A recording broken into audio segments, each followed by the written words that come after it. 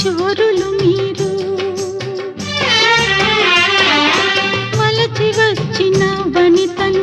చులకన చేయక తప్పులుంటే మన్నించి ఒప్పులుగా భావించి చప్పున బదులివ్వండి చప్పున బదులివ్వండి